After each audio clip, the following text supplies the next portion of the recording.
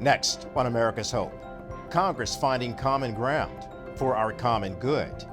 And Claude Jones writes to children to inspire them. And Billy Gaines, Dove Award-winning singer. All that and more now on America's Hope.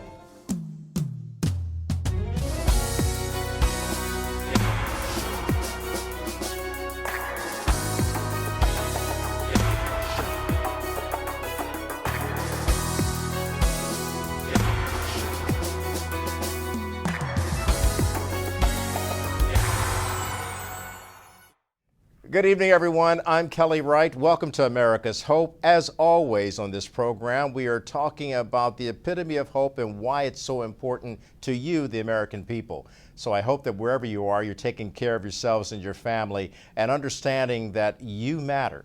You matter to your family, you matter to your city, to your nation, to your country, to the world. So thanks for joining us. You know, a lot of times when we're covering events on Capitol Hill, we see the divisiveness of politics, and we're entering into the election campaign, the presidential election campaign of 2024. So we're going to see more people vying for that attention, and oftentimes we demonize each other rather than lifting each other up. But you'll see with our next guest that there is a lot of hope going on Capitol Hill. That's right. There's a bipartisanship that we don't often talk about in the media. Tonight, we're changing all that. We're joined now by senior Capitol Hill correspondent Molina Wisecup of NTD. And Molina, it's so good of you to join us this evening. It's always a pleasure to see you, and I always enjoy watching your reports from Capitol Hill. You're there, of course, talking to members of Congress on both sides of the aisle. Can you tell me what the tone and tenor is right now as it relates to the politics that go on Capitol Hill, as well as the presidential politics unfolding right now? Yeah, thank you, Kelly. I'm so grateful to have this opportunity to be with you and talk about these bipartisan efforts because there are very important issues that are being discussed right now. Immigration bills, some of the most polarizing topics, gun laws, immigration, fentanyl, a lot of things are buried under the sensationalized news reporting. So I'm really grateful for this opportunity to discuss these different legislative efforts. You know, on immigration, so this is a topic I kind of want to start with because it's such a polarized topic.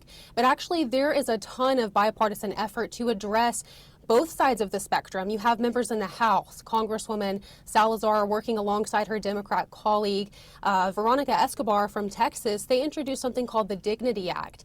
And that's to make sure there's funding for border security, but also to put efforts into providing protected legal status for dreamers, people who have been here their whole lives. And these types of immigration topics often become super polarized, with Republicans saying border security is all that matters, and then you have some Democrats who say that a pathway to citizenship is the only approach. But there are a lot of members who are really willing to meet in the middle on this issue, and not just this issue, but there are many others just like this one, Kelly.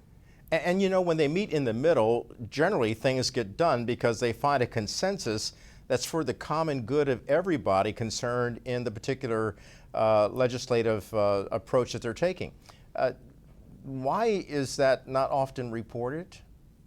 I think it doesn't get as much attention and head turns as the more sensationalized, polarizing topics do. I think people tend to want to watch news reports that are divisive and, they pull at your emotions. So I think this is a lot of where the media has directed their attention.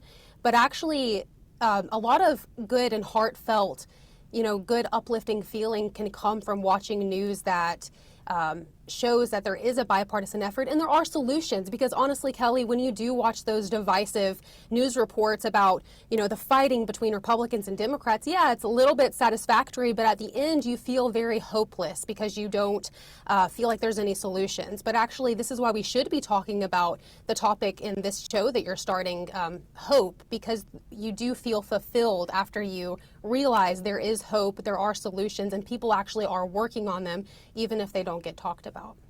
You're so right. And when we talk about the members of Capitol Hill working, for example, on this bipartisan immigration bill, it's a measure still being considered and debated, of course. The fact that you mentioned bipartisanship, it means that both sides of the aisle recognize there indeed is a problem, and now they're making every effort to find a solution. Talk to me a little bit about that in terms of what the members have discussed in regards to this new bill. So this is called the Dignity Act. It was actually introduced by a Republican, but she was able to pull on her Democrat colleague, and it funds border security. I think it's about $25 billion to fund border security.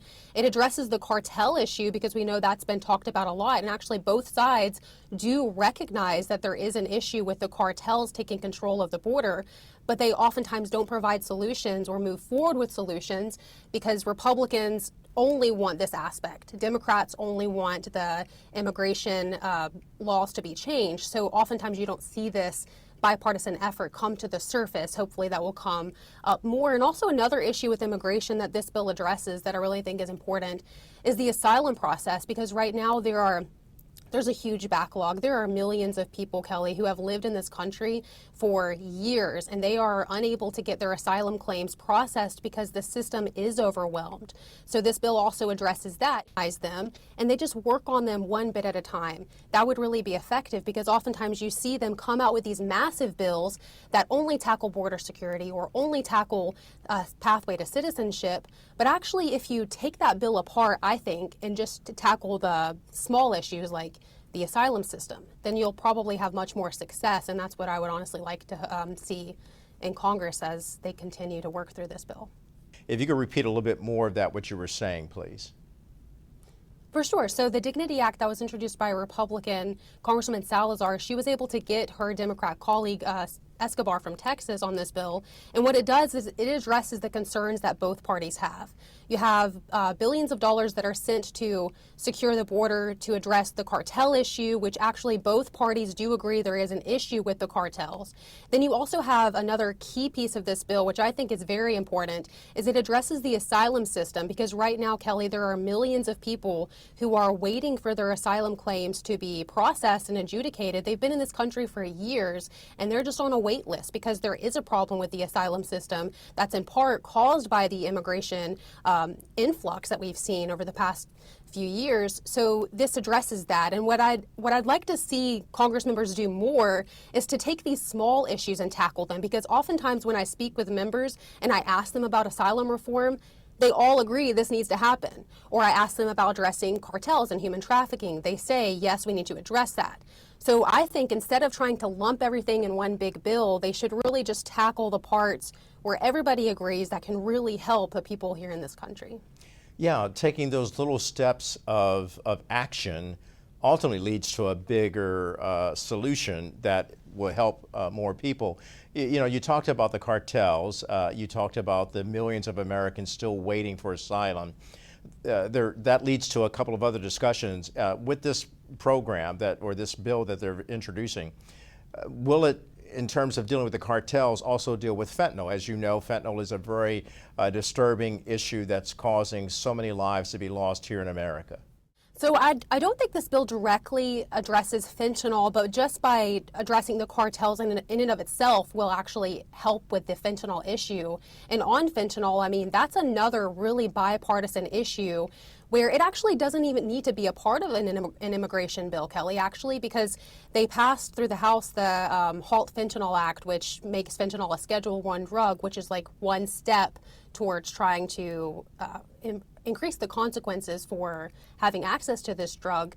So, there are bipartisan efforts also on the fentanyl issue that are ongoing. Just last week, I went to a hearing where the DEA administrator was testifying before a subcommittee, and both parties were asking questions that were generally concerning. They were, engaged with the DEA, the administrator, and they wanted to know what the administration was doing to tackle fentanyl, but you can see a consensus there also on the fentanyl issue. So I think it can be handled in a totally separate bill.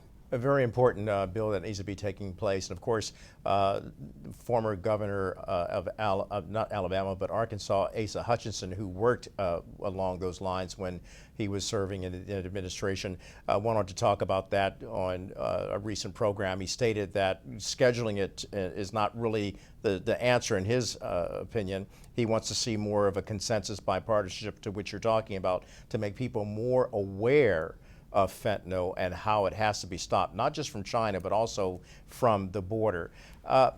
And having said that, what you've heard from members of Capitol Hill, do they side with that type of agreement that we've got to make people more aware, we've got to make the American people more armed in terms of what they themselves can do about this? About the fentanyl issue or about the immigration issue? About the fentanyl issue. Yeah, they're very bipartisan on this. You know, after that Halt Fentanyl Act passed Congress, I did interviews about it. I just asked, you know, why isn't there a stronger measure considering how serious the issue is? But a lot of them, you know, said, yes, we need to address it in a more strong way. I guess they're just, you know, there needs to be more of a push. Maybe fentanyl isn't an area where they get lobbyists. Maybe fentanyl isn't an issue where lobbyists are constantly knocking on their door wanting to talk about it. So maybe it just goes under the radar a little bit. Maybe there needs to be more constituents involved that have been directly affected by the fentanyl crisis to come to Capitol Hill. And that kind of speaks to how Americans need to be more engaged with the government and, you know, really make their voices heard. Maybe that's what's needed. Maybe just a little nudge, because these guys, they are busy and there are a lot of lobbyists on Capitol Hill. You know, I know we're talking about a myriad of issues right here: fentanyl, immigration, asylum, and getting back to the asylum issue. You talked about millions of Americans waiting, or to become Americans, actually, to get asylum. For those millions who are waiting to do that, is there hope that this bipartisanship effort will ultimately get them to a place of having their hearings heard and their plight addressed? I think so, Kelly, because every time I ask a lawmaker about the asylum issue, because it is such a bipartisan topic, and I know people who are directly affected by this, there are millions of people, right? How frustrating would that be to be stuck here and you can't, you know, have legal status or have your claim adjudicated at all? So I asked them about this because I want to be that voice advocating for those people who are in these backlogs, and every single one of them agrees that this is an issue that they need to work on. But I think the problem is that it oftentimes does get lumped with those immigration bills, which are, you know, that's a very polarized topic. That's why I said earlier, you know, if they break it up into smaller pieces, they could really have a chance of having success with addressing this issue. Yeah, it's kind of like, how do you eat an elephant one bite at a time? Not that we're against elephants, right, by the way. I'm talking to Molina Wisecup here on America's Hope, and we're going to take a break. When we come back, we'll talk to Molina about some of the other bills that are before Congress where bipartisanship is taking place, particularly with regard to our children and what's happening in social media and their online security. Back in a moment. Welcome back to America's Hope. I'm Kelly Wright, and I'm joined this evening by my friend and colleague Molina Wisecup. She's down in Washington, D.C. She covers the United States Capitol and all of the members of Congress. You can see her, of course, on our programming here on NTD, most notably Capitol Report. But Molina, when I see you, you're actually in the hallways talking to members of Congress. When you talk to them about kids' safety, for example, with regard to human trafficking or what's happening online, what are they telling you? So there is a ton of effort from both chambers, bipartisan, to try to address social media platforms. Not only do they play a role in children's mental health, but they also play a role in the fentanyl crisis, because oftentimes this is used as a platform. These platforms are used as a way to distribute and sell fentanyl. So there are multiple efforts. One in particular is one by Senator Blackburn. She is in the Senate side, and she has support from around 40 other senators from both parties to address social media harms. And what it does, it's called the Kids Online Safety Act. It gives more controls to parents, and it also requires platforms to disable addictive products, as well as try to mitigate the harmful impacts of social media by requiring them not to promote harmful content like promoting suicide or eating disorders. So this is a very bipartisan issue on Capitol Hill as well, Kelly. And it addresses the hope that many Americans have with regard to what can we do to safeguard our children from this intrusion into their homes through social media. Does it also stipulate, or at least suggest, that more American families and households should be watching what their children are doing, actually screening them if they're too young to even be on social media platforms in the first place? That's right. I don't know if it's in this particular bill, but there's another bill. So this just speaks to how much people actually care about this issue, and it's actually not talked about, unfortunately. But there's another bill that specifically bans people under the age of 13 from using social media, and also sets parental consent laws for people who are under the age of 18. And Molina, another point of that's really a bone of contention for so many people and great concern is human trafficking. And as you know, with many of the human trafficking stories that we've heard, a lot of the victims of human trafficking are children. And so what's being done about child exploitation in that regard from a bipartisanship fashion on Capitol Hill? So I came across a bipartisan and bicameral bill by a number of members. So bipartisan and bicameral, for viewers who are watching, means that not only do Republicans and Democrats support this effort, but it's also supported by lawmakers in both the House and the Senate, which increases the likelihood that a bill could pass quickly and also go off to the White House for the president's signature. So this bill was introduced by Congresswoman Titus and Congressman Joyce, along with a few others.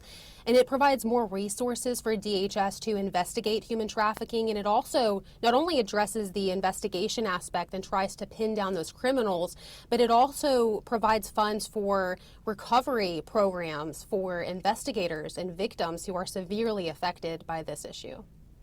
Molina, thank you so much for giving us a debrief of what's happening there on Capitol Hill from your experiences as being a reporter there who's actually reporting on all the goings on.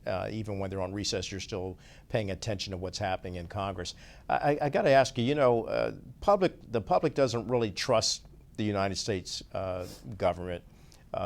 They don't trust the president. They don't trust the Congress. They don't trust the media. The favorability ratings are not very high for either group. But when you speak to men and women who represent this country and their constituents and their states and their districts, what are you hearing from them in terms of their real concerns about America? I think if I ask a broad question to them, they naturally go into the partisan talking points. But actually, if you pay attention and you follow their press conferences or things that maybe aren't covered so much by the media, then you start to realize they're on the same page on a lot of these issues. Of course, with fentanyl, with immigration, with human trafficking, social media. There are a lot of issues that they're actually in agreement on. I think for the most part, the issue is that since a lot of mainstream outlets don't cover those types of bipartisan topics that much, if you ask them, what do you and your constituents care about, they'll naturally slide into those talking points that are more partisan and divisive. So I think you really have to pay more attention and get into the weeds a little bit to be able to ask them about something specific that they support. And then you can get the answers that you're looking for as far as the real solutions that they're working on that they oftentimes don't even mention. They just let them slide by and let them go unnoticed, which is really unfortunate. But I do want to mention another issue that I didn't mention earlier, another super bipartisan, which I should mention it. It's actually a key issue for the Republican-led House right now. That's China. There's a select China committee that's investigating religious persecution in China. They're investigating the economic ties we have with China. This is an issue that is very, very bipartisan. You have the leadership positions who are very adamant about speaking about the China issue. Senate Leader Chuck Schumer, Senate Minority Leader Mitch McConnell. When Pelosi was the Speaker of the House, she hammered this issue. Of course, she went to the Tiananmen Square after that massacre in 1989. And then just recently, a very very big sign of hope happened in the House. They passed a prevent organ harvesting or stop organ harvesting bill that puts pressure on the CCP and sanctions members of the Chinese Communist Party if they're engaged in forced organ harvesting against prisoners of conscience. Oftentimes those members are practitioners of a spiritual movement of Falun Gong, and this is something that passed with unanimous consent through the House. It's a very real issue. We know that there's police stations here in the United States as well, in New York City, that are ran by the Chinese Communist Party. So this is something both Democrats and Republicans are keeping a strong eye on, and they're really trying to address, Kelly. Pleasure to have you, my friend. Always good to see you. Come on back and keep us informed about the members of Congress. And of course, we'll be reaching out to them in the coming days and weeks to have them come on and say for themselves what they think about America's hope and how they keep pushing the ball forward. Molina Wisecup, thank you for joining us tonight. Thank you, Kelly. And welcome back to America's Hope. My next guest, I really enjoy the fact that he's available to talk to us because he is a dynamic individual. His name is Claude Jones. He's an experienced senior executive with a diverse background as an entrepreneur, intrapreneur, and passionpreneur. Now that's what I really like, because he puts his passion right into the life that he's living. Claude, good of you to join us this hour on America's Hope, and welcome to the program. Kelly, it's a pleasure to be here. I appreciate the opportunity. Yeah, listen, I'm going to get right to something that you're doing out there in San Diego, which is where you currently live and reside, and you're doing so many big things in that area. But you're doing something very special for the children of San Diego through your program, Kits for Kids. Talk to us about that in terms of this literacy program that you've created to transform children, which is so needed. Yeah, I appreciate you asking that. When I started Kids in Leadership, which is the name of the company, one of the goals that I had for this year is that I wanted to make a significant impact in the lives of kids across the U.S. And so I said that I'm going to have a goal of impacting 1 million kids this year. And over the last decade, I'd say I'd spent a lot of my own time helping professionals, tech professionals in general, in the community. And now I want to help address the literacy gap that we see impacting underserved youth. And so I'm partnering with an organization called Words Alive, and they're a local nonprofit out here in San Diego. And we're looking at raising about $150,000, which will supply 3,000 book kits across the San Diego region. And so really excited to help make a dent, a positive dent in addressing literacy for underserved youth. That is a huge step forward, my friend. And you mentioned earlier that you wanted to send it nationally, but you're starting right there in your home, which is a great place to start. You'll get a lot of support there.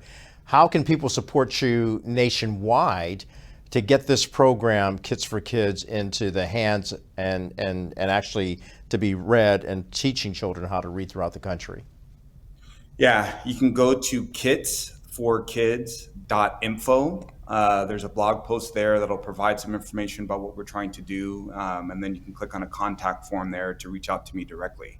But if I could add, Kelly, 1 in 4 children across America grow up without learning how to read. And we know that if you cannot read proficiently by the end of 3rd grade, you're 4 times more likely to drop out of school. And so this is something that is impacting, Americans. And I'm looking to rally folks together to help address this problem. Indeed. We've all got to rally behind you. And here on America's Hope, we hope this will be a place for you to see it as a beacon of hope to what you're doing, to join forces with you. Yeah, look, Claude, this doesn't come just by your largesse. It also comes out of how you grew up and the things that you learned in growing up. So what is your why behind more than just doing this? Yeah, what I'll say is, as a child, I overcame a lot of adversity. My mother and father, both in the military. My mom was in the Navy, my dad was in the Marines, and they wanted a better life for us. They got stationed out here in San Diego in 1984, and we moved into a neighborhood, and we were one of the only Black families in the neighborhood. And for me personally, I was about 7 years old. I faced discrimination. I was judged. I was beaten up walking to and from school. And so, at a very early age, I had to deal with discrimination. In addition to that, my parents worked very hard, but they were hardly home. And so, I had to grow up at a very young age. At the age of 9, I was taking care of my 3 younger siblings, taking them to school, helping them with homework, cooking and cleaning, for them. And, not being accepted in your neighborhood, having to grow up really fast as a child, I felt like I was seen but not heard. I didn't feel accepted in my neighborhood, didn't feel accepted at school. The home life was tough. I had depression, low self-esteem, and I contemplated suicidal thoughts. And so growing up in an environment like that, I know that there are kids that are feeling in these types of things to date, and I wanted to actually provide something that could be used as a tool to help them overcome and build their self-confidence. I appreciate you sharing that insight to provide them, the children, hope, not only through your books, but also through your tenacity to get out there and touch their lives. You had many challenges that you faced as a child, but it tested your resilience and your inner strength. And yet here you are today, confronting all those challenges in the past, and you're a successful man today, with the help of your parents and your faith and your wife. How did you do that? Yeah, it's a great question. As you stated, my parents definitely played a good, strong role helping to create a foundation there, the love and support. When I was in 7th grade, with all the trauma that I was dealing with, I had a junior high counselor reach out to me. For whatever reason, he decided to take me under his wing and really help me navigate a lot of the complex feelings, dealing with discrimination, low self-confidence, depression, and just provided an environment of love and support. And I went from a failing junior high student to getting straight A's coming out of high school. The first person in my family to graduate college. I'm a self-taught developer, so learn how to code, on my own. Working up over the last 20 years to become a senior executive for a global Fortune 1 company. And, I think the pinnacle of my professional career is, making VP of engineering. But coming from the background that I came from, to be able to say that I've worked for a global Fortune 1 company, as a senior executive, I want that to be a beacon of hope and light. But it took one person. It was one person that decided to invest in me that unlocked my potential to be the man that I am today. And because of that act of kindness, I'd say that I'm living a life of gratitude. And, I feel my purpose here on earth is to give back without expecting anything in return. And so, I found a wonderful partner in my wife. We started the Elevate Foundation. It's an organization that is about uplifting, rebuilding, and inspiring communities to help give them a beacon of hope to succeed in life. And we've donated over $100,000 of our own funds and donated hundreds of hours of our time to give back to the community.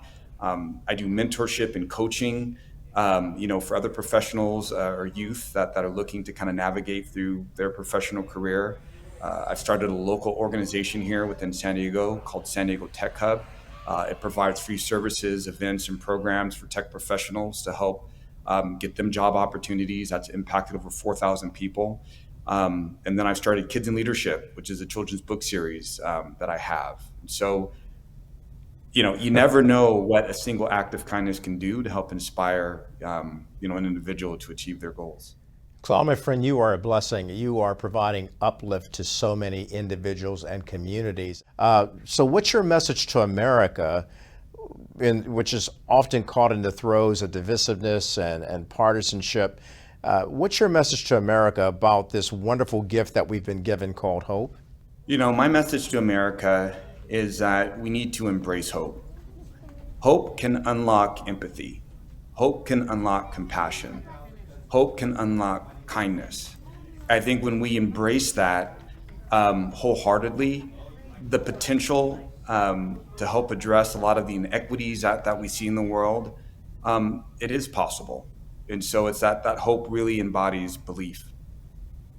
Wow, that's really good. I want to talk about your children's series and your book, Astro the Monster. Talk to me about that and how that came about, because he's quite a character. Uh, yeah, I will say that Astro the monster is a little bit of me in there. Um, Back in June of 2020, someone had asked me the question, Claude, how do you solve racism in America? Now, this question was stem. I did a talk, and it was talking about an open and honest dialogue about some of the systematic racism that we face in America at the height of the murder of George Floyd and the impact of COVID on low income families.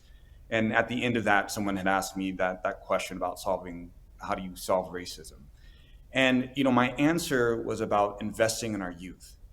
And what I found is that people were having challenges talking about things like race, discrimination, peer pressure, especially with adults to children. Like they were trying to figure out, like, how can we, if we're going to invest in our youth, how do we facilitate these conversations?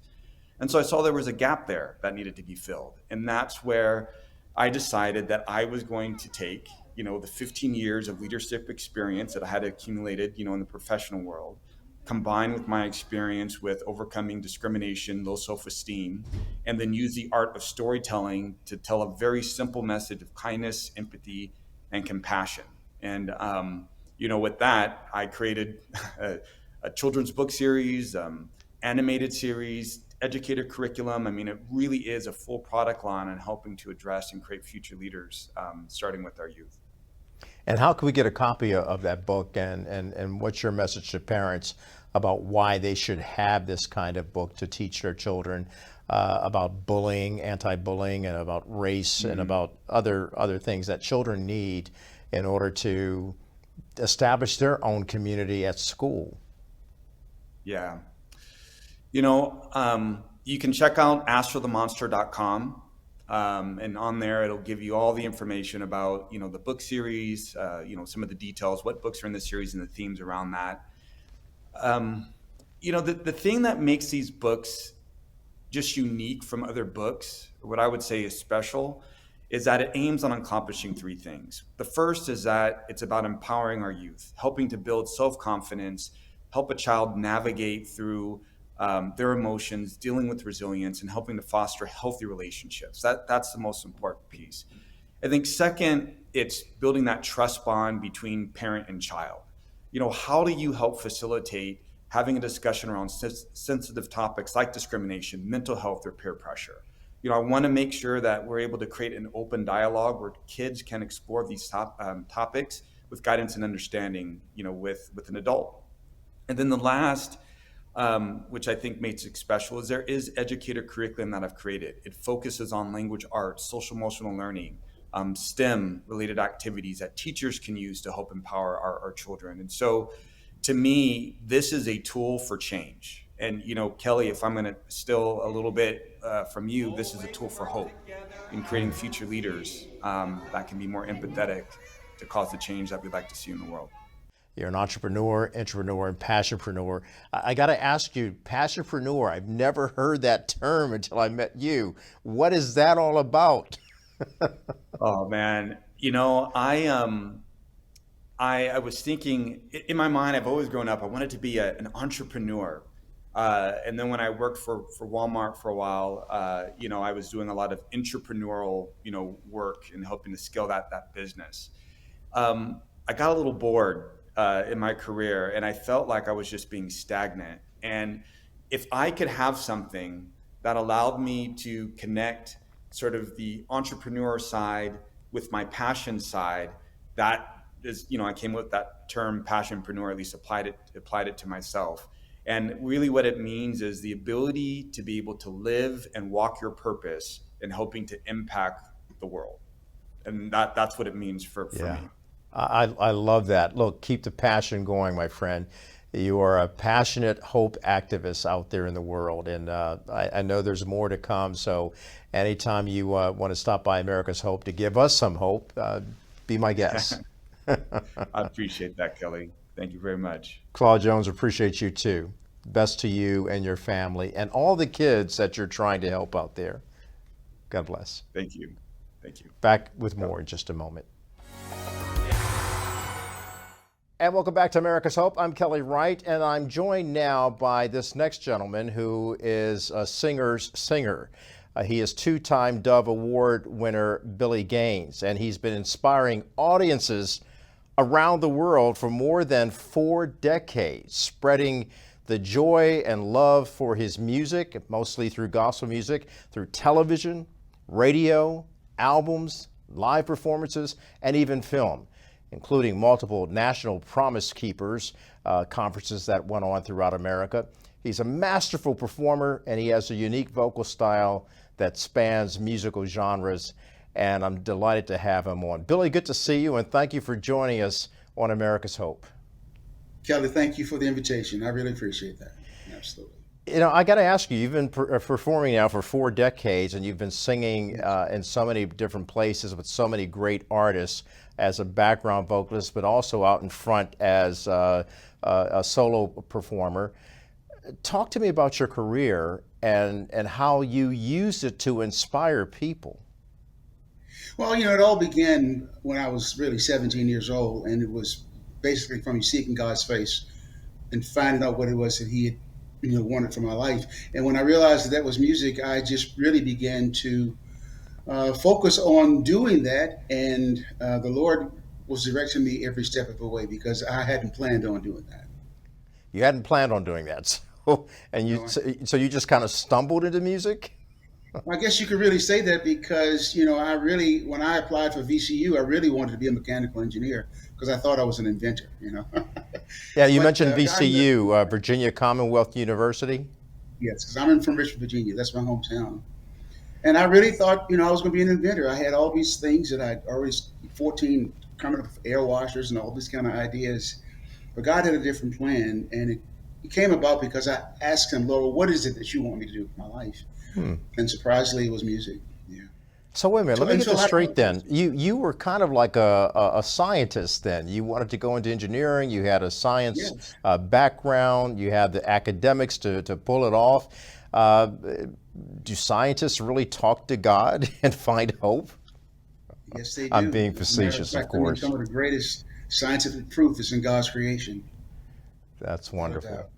Yeah, that's wonderful. I'm just messing around right now, but that's the reality that science is a part of the evidence of hope, and there is a science to hope, and there's the power of hope.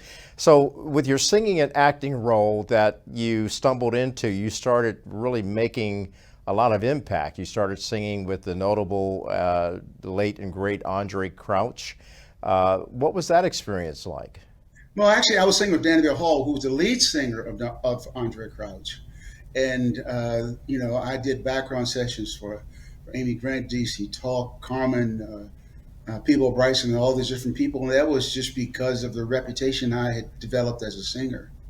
But the biggest thing that I ever stumbled into, so to speak, was the movie with Kathy Lee Gifford. And interestingly enough, that connection came through my mechanical ability because I was working as a handyman doing electrical installations and assembly, putting up, doing ceiling fans, light fixtures, and putting up things like flat screen televisions for a company called Tackle.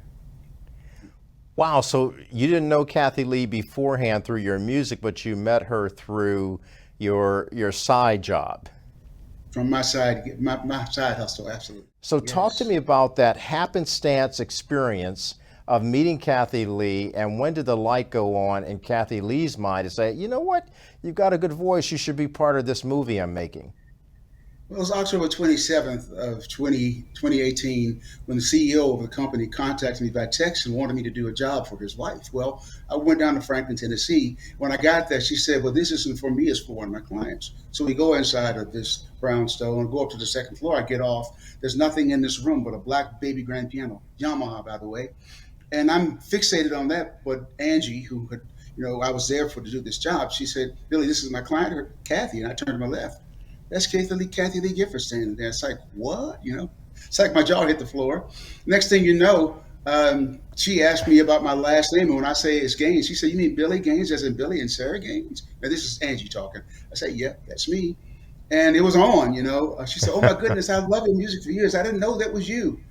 And the next question was, "Don't you play?" I said, "Yes." Within the next 5 minutes, I'm sitting down and playing this grand piano. I'm singing. The next thing you know, Kathy Lee is joining and worshiping with me, and she's grabbing lyrics, trying to get me to put music to it. And that went on. Well, every time I went over there, she always had some new music to play for me. Things she was getting ready to put out that people had never heard. I got to hear them first. But Wow. on October the 17th of 2019, she said, "Billy, I've been praying for you. And I believe God wants you to be back in music more. I've got a role that I want you to try out for."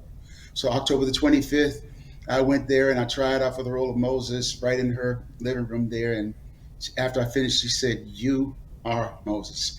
And she has called me Moses ever since. I don't even, it's not even Billy anymore. It's always Moses. So yeah, that's how that came about.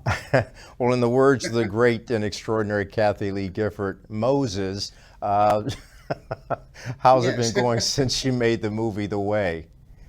Oh, it's been great. You know, I've talked to people. I talked to someone last night, and they were telling me how moved they were in the scene that I did. You know, she said, especially when you had your hand on face on the rock and you were crying, like you had tears in your eyes. I said, well, that was, even in that was a whole stretch for me because I really went there expecting to sing my song and kind of walk around and sing. It wasn't that way. Kathy Lee said, "Wait a minute, this isn't working. I need you to act out this role." So this was my first acting role, and she really did guide me through the whole process, telling me everything from how to walk, where to put my hand, the expressions on my face, and everything. And but it was a wonderful experience, but it was work. It was a Yeah. challenge and a stretch, no question about it. Yeah, acting is no joke, and we want to show a quick clip of you singing one of the songs from the movie in the role as Moses. The song is called "The God of the How and When." Let's watch. Yes. Oh Lord, out of all the men on this earth who are weak, you've chosen me, but I'm unworthy to speak. How can I save your people? How will I know how to tell this Pharaoh he's got to let them all go? I'm not the man, Lord, you need me to be. I'm not up to this task, Lord, that you're asking of me. But I'll cling to the promise that you gave me till then. Thank you so much. That was really awesome. So now that you've done the Kathy Lee Gifford movie The Way, and you are now affectionately known as Moses, what's next for Billy Gaines?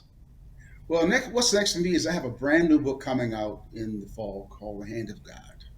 And this book really came about by my daughter Rachel giving me basically my grandkids gave me a book, and it was a book I was supposed to fill out. It was called "Grandpa, Tell Us Your Memories." Well, I started writing out in this book, and I realized I didn't have enough room to write down everything I wanted to say. So I began to write out, really began to chronicle the events of my life, and it turned into an amazing awakening of just how many things God had done for me. So it amazes me. If I hadn't lived those things, I would have thought that it was fiction. But this book really shows the absolute presence of the hand of God in my life. Wow.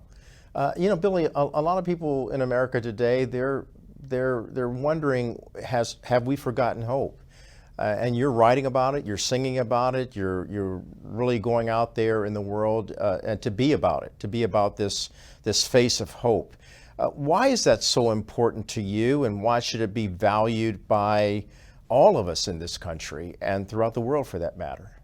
Well, because there's hope in the Lord, and when we put our trust in Him, and one of the things I would have to say, one of the primary things that God has shown me most recently is the concept of being surrendered. And when we live our lives surrendered, where we really genuinely say, "Lord, whatever you want, I will." And I think also added to that is the fact that we have an authority as believers to pray, to confess and to repent of our own sins, but then we have the authority to be able to pray for our nation. And as he said, that we may live a peaceable life, and we have that authority. And I believe we are the hope of America. Billy, I'm glad you're on the program tonight, and thank you for I'm glad sharing I'm a on. lot of insights into who you are and the message that you're giving. You talked a lot about testimony, and of course, testimony for many of the viewers who watch us, testimony might be in a court. They don't understand that testimony is also something about your life, and usually when you speak about your own life and you're giving a testimony, it doesn't come easy. It comes after being tested and tried, Oh, so that you have absolutely. something to testify about. Absolutely. So I appreciate you bringing that on and telling me that your testimonies about your tests and trials and still finding hope through it all and above it all. Through it all and above it all. I like that. I appreciate you, man. Thank you for bringing by your hope to America's hope. Don't be a Well, thank stranger. you so much for having me. I And appreciate that. tell Kathy Lee I said hello, and keep going over there and playing some more music. I will. All right. God bless you, Billy Thank you, man. Gaines. Much God love bless to you. you. All right. Thank you so much. Back with my final word in just a moment. And welcome back. My final word tonight is based on Billy Gaines, Claude Jones, and Molina Wisecup, our guests tonight. All three of them have zeroed in on one common denominator for all of us in America, and that's hope. Hope on Capitol Hill, hope in how we help raise and teach our children, as well as writing books to help them and help each other. And then hope even through our music and how we express that through faith and hope and love. And one thing that Billy reminded me of is that we should have an attitude of gratitude, being thankful for the things that we get through on a daily basis because of this prevailing theme of hope, this practice of it. So in leaving you tonight, as I always like to say, may we be ignited and united to keep spreading love, freedom, and peace, and hope. Hope for America, hope for the world. Good night.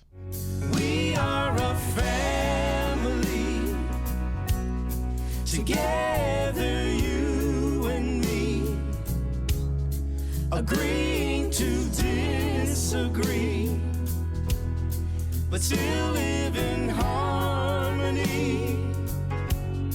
The dream that gives hope to us is as strong as it ever was. United we stand, divided we fall. That's my America. America and my America. United we stand, divided